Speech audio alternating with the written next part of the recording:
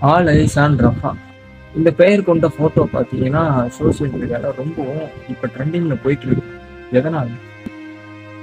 காசாவினோட ஒரு பகுதியான ரஃபா வந்து மே 26ஆம் தேதி இஸ்ரேல் பார்த்தீங்கன்னா ஒரு கொடூர தாக்குதலை நடத்திருக்காங்க. இந்த தாக்குதல்ல பார்த்தீங்கன்னா 35 பேருக்கு மேற்பட்டு எரியப்பட்டு அவங்க கொல்லப்பட்டிருக்காங்க. இதுல பலரும் காயமடைஞ்சிருக்காங்க.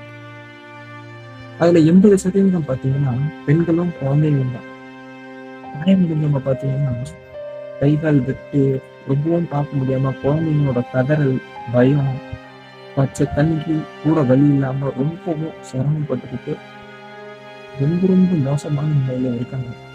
அப்படியாப்பட்ட ஒரு தாக்குதலை இஸ்ரேல் இப்ப நடத்தி இருக்கு. இதனால இப்ப ரொம்பவும் ட்ரெண்டிங்ல தான் இந்த இது போய்கிட்டு இருக்கு சோசியல் மீடியால. All eyes on Rafah.